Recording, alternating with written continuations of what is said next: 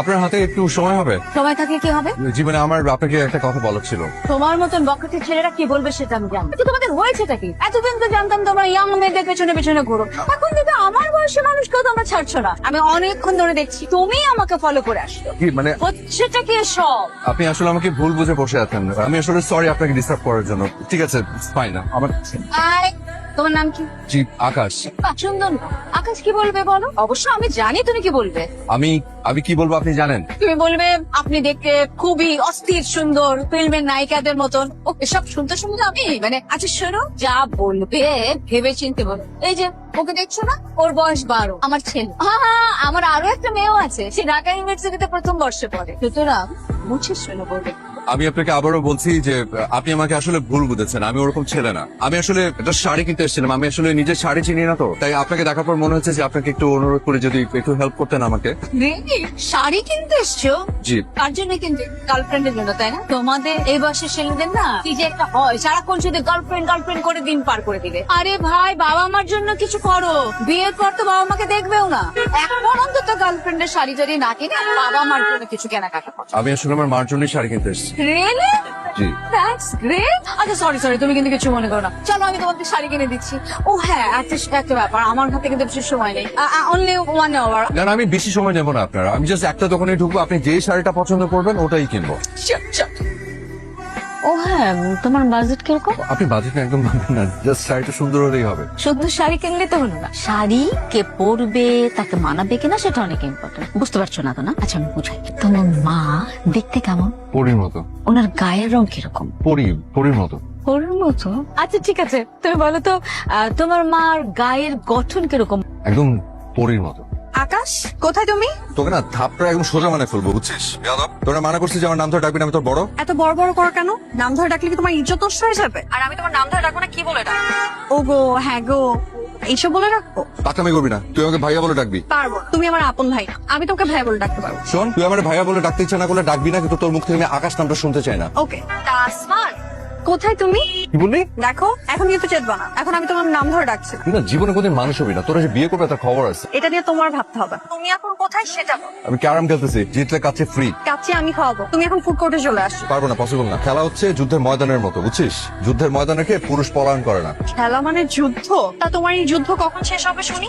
যাই না। আচ্ছা তুমি যুদ্ধ শেষ করে আসো, আমি ফুড কোর্টে ওয়েট করছি, তুমি এসে কল দিও। ফুড কোর্টে যাবো কেন? কি হয়েছে? আগে আসো, তারপর বলবো। আমার কাছে ভাড়া নেই, ভাড়া দিতে হবে। আর যদি আমাকে খাওয়াস তাহলে আসতে পারি। তুমি আসো, দিব। ওকে। বাই। কেউ যখন খায় তখন তার দিকে করে এক দৃষ্টিতে তাকায় থাকতে হয় না, চোখ লেগে যায়। আর তোর চেহারার মধ্যে এমনি যে একটা ডাইন ফ্লেভার আছে।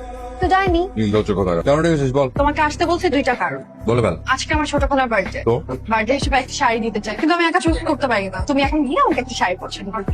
আমি নিজে চীনে একটা লুঙ্গি কিনতে পারি না, আর তুই আসিস আমাকে তুই শাড়ি কেনা দে, পাগল একটা। ওকে, তাহলে শাড়ি ওই গিফট। তুই তো যা খুশি গিফট কর, আমি সবের মধ্যে নাই। এখন সেকেন্ড কারণটা বল। দ্বিতীয় কারণটা হচ্ছে তোমাকে দেখতে খুব ইচ্ছা হচ্ছিল। তুই তো চুপ করে আছিস কেন বল? ওইটা তোমার জানা দরকার, তুমি বুঝবা। এই যে ঢঙ্গি একটা মানে কোথেকে যে সব ঢং শিখলি? তুই তো এমনি অনেক ঝগড়াটি। কেউ কিছু একটা বললেই একদম ঝগড়া লাগাই দিস। আমি যে তোকে এত কিছু বলি, এই যে পাগল বললাম, ছাগল বলি, ঢঙ্গি বললাম, তুই কোনো রিয়াক্ট করিস না কেন? ঘটনা কি? ওইটাও তোমার জানা দরকার। ওই ঢং আর ঢং আর ঢং। আর ঢঙের বেলায় ষোলো আনা, আর পড়ালেখার বেলায় তো অষ্টডিম্ব। এটা তুমি কি বললা? আমি মেডিকেলে 2 দিন পর ডাক্তার হব। তো একদম দুনিয়া উল্টায় ফেলছো না? যে তোকে নিয়ে একটা বই পেলাম। আজকে তোমার কাজ কি? কোনো কাজ নাই। গুড, তাহলে বাসে যাবে এখন আমার সাথে। দাদি তোমাকে যেতে বলছে। সন্ধ্যা খালার বার্থডে পার্টিতে যাও, তুমি সব। তোর খালার বার্থডে পার্টিতে আমি গিয়ে কি করবো? আমাকে দাওয়াত দিচ্ছে? আমার মেহমান হিসেবে যাবে। শোনো, ফুড মেনে কিন্তু ফাটাফাটি। আর তুমি তো খাবারের জন্য সব জায়গায় যেতে পারো। তা ঠিক, কিন্তু আজ শুধু খাবার দিলে হবে না, সাথে 1000 টাকা দিবি তাহলে আমি যেতে পারি। তুমি তো জানো না, তোমাকে পাশে পাওয়ার জন্য আমাকে যদি পুরো পৃথিবী দিয়ে দিতে হয় আমি তাও দিয়ে দিব। এই যে যখনই টাকার কথা বলি তখনই চুপ। তুই টাকা দিবি নাকি আমি কেটে পড়বো? ওকে, দিব। না না, বাকির সাথে আমি নাই। নগদ দে, বের কর। আচ্ছা ঠিক আছে, পরে দে। আয়। আসসালামু আলাইকুম। ওয়ালাইকুম আসসালাম। কেমন আছেন আপনি? ভালো আছি। তোমার কি অবস্থা, কেমন আছে? মা আছে, ভালো আছে। আপনি তো আর জানতেন না। হ্যাঁ, ব্যস্ততা না। আসমান ভাই, দাদি তোমাকে ডাকছে। কি বলি? আসমান ভাই। আকাশ ভাইয়া, তুমি কি নাম বদলাইছো? নামটা কিন্তু সেই হইছে। ওই তো চুলের এই অবস্থা কেন? হ্যাঁ, কাকের বাসা বানানো রাখছিস? হ্যাঁ, এসব পাকনামি করা বাদ দিয়ে পড়ালেখা মন দে। পুলিশের নাম তো পারিস? পুলিশ করে নাম তো বল। ভাইয়া কিসের মধ্যে কি আনলা? পারিস না সেটা বল। দাদা একটা চল। দাদি, এই নাও তোমার হিরো। ভেবো না যে নিজের থেকে এসেছে, জোর করে ধরে এনেছি। এই জন্য আমার 1000 টাকা গচ্চাও গেছে। কেমন আছো নানু? ভালো, তবে তোকে দেখার পর থেকে অনেক ভালো। আচ্ছা দাদি, তুমি তোমার এই হিরোকে এত ভালোবাসো কেন? Can jealous?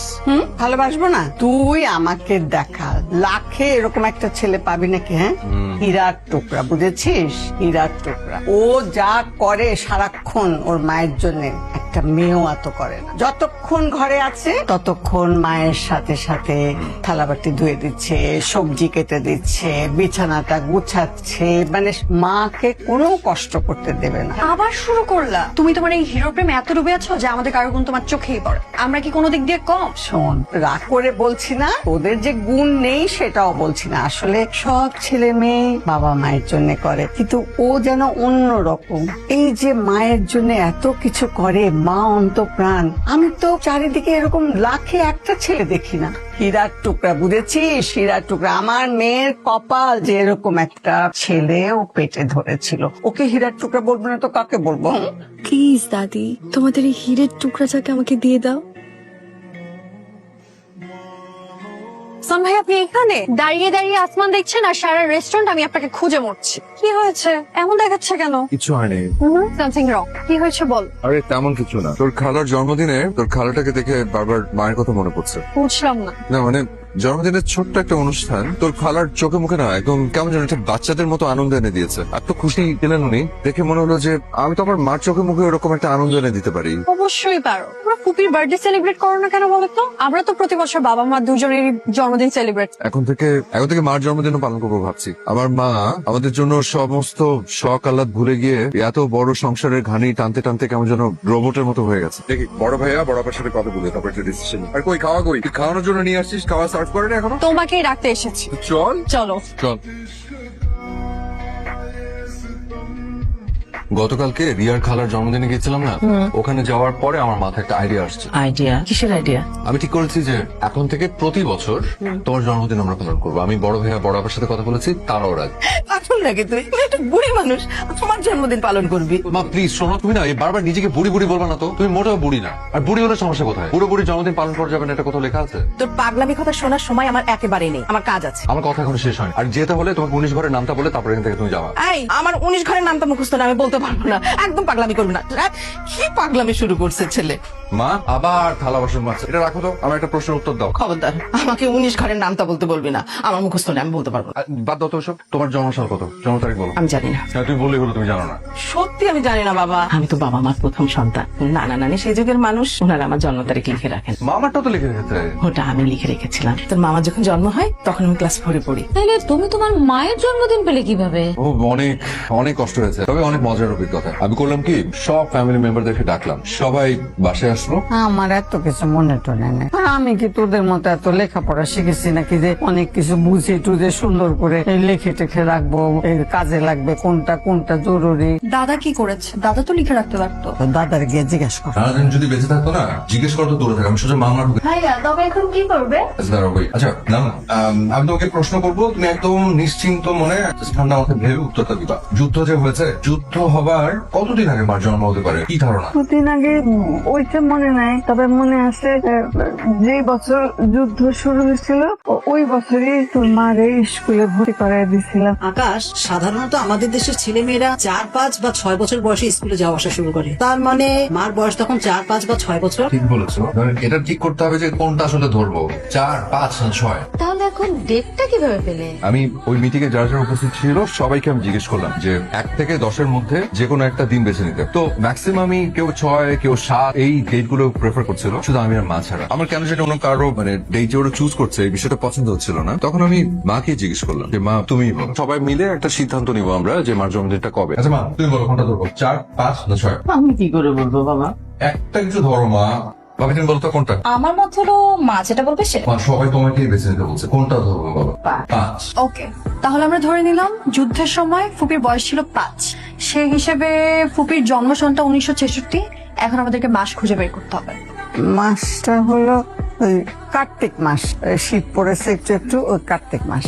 কার্তিক মাস ইংরেজি কি মাস মামা? অক্টোবরের মাঝামাঝি থেকে নভেম্বরের মাঝামাঝি। কার্তিক মাস হচ্ছে অক্টোবরের মাঝামাঝি থেকে নভেম্বরের মাঝামাঝি।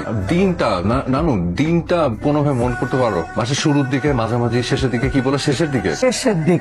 মা, এই 10 দিনের মধ্যে তুমি যে কোনো একটা দিন বাঁচো। 5 আবারও 5? 5 কেন? 5 আমার প্রিয় সংখ্যা বাবা। প্রিয় সংখ্যা কেন? তোরা 5 ভাই বোন, তাই। মাটা এর বাইরে কিচ্ছু ভাবতে পারো না, না? মায়ের প্রথম জন্মদিন পালনের দিন মায়ের চোখে মুখে না একটা অন্যরকম আনন্দ দেখতে পেয়েছিলাম। অন্য সব ভাই বোন যে যার মতো করে উপহার দিয়েছিল, আমি আমার বড় বোনটাকে সাথে নিয়ে কম দামে একটা শাড়ি কিনেছিলাম, কম দাম। জানেন, জন্মদিনের দিন আমার মা অনেক আবেগ দিয়ে ওই কম দামি শাড়িটা পরেই আমাকে হঠাৎ করে ডেকে বললেন, এই পাগলা, দেখ তো তোর দেয়া শাড়ি পরে তোর মাকে কেমন লাগছে। তোমাকে পরীর মতো সুন্দর লাগছে মা।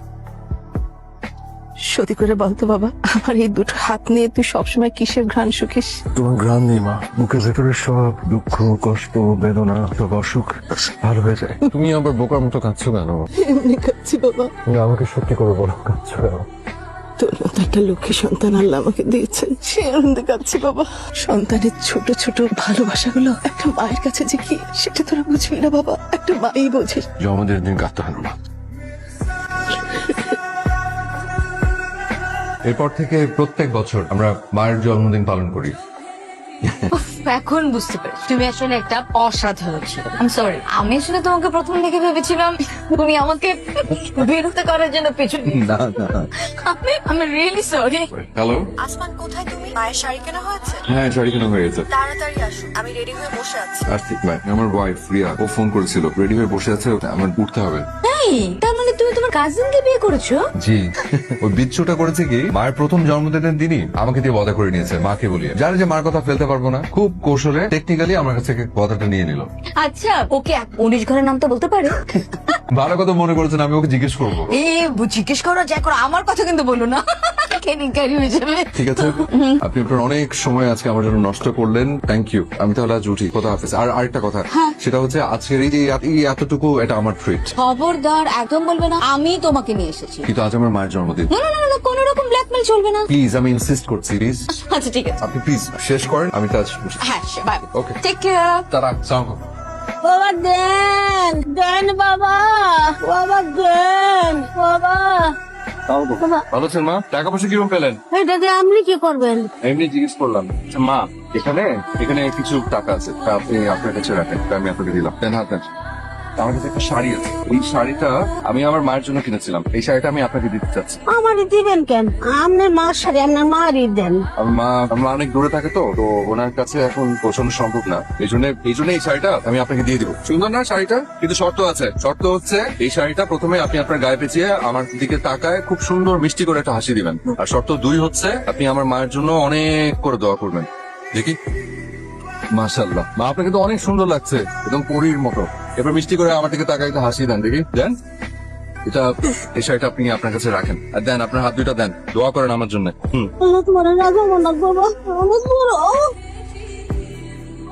আপনার শরীরের ঘ্রাণ নিলাম মা, আপনার ঘ্রাণটা আমার মায়ের ঘ্রাণের মতো মিষ্টি।